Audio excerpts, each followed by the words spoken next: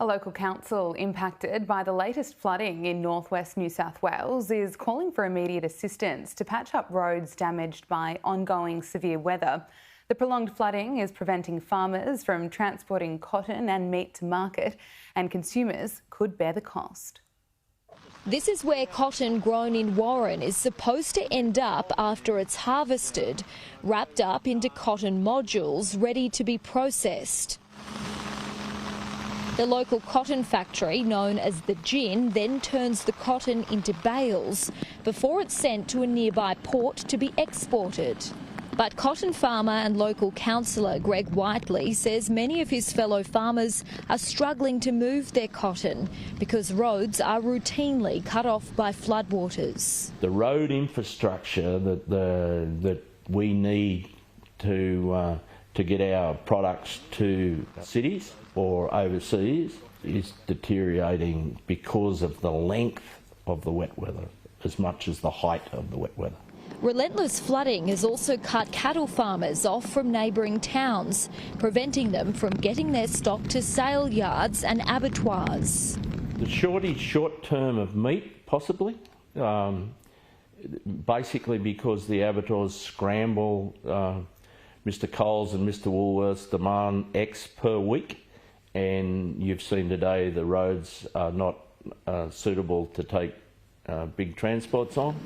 Greg says this could be prevented with better road upgrades, including to the Oxley Highway. Everything costs more money. Like, you'll get roads that are closed or closed to heavy vehicles or four-wheel drive only.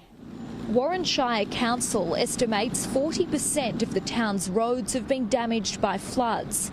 That's between 750 and 800 kilometres worth of infrastructure. The council is in the process of recruiting more people who can fix them. Repairs will take between 12 and 18 months. Whilst the flood and wet weather affects people in different areas in different ways, in my opinion, the biggest impact will be under our road structure and our transport structure.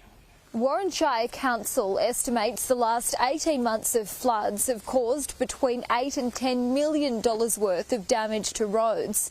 And while the state and federal government has already committed millions to fixing it, it's still not enough.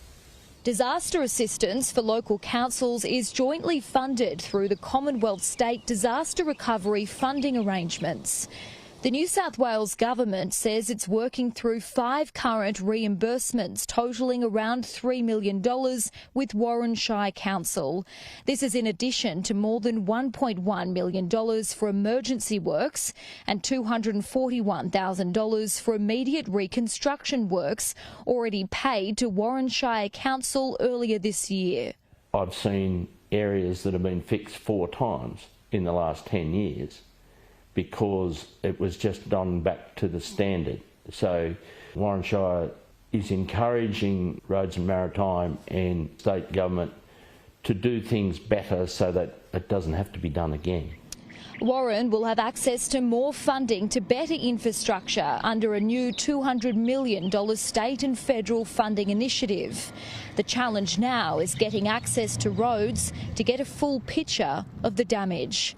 Julia Bradley, Sky News in Warren.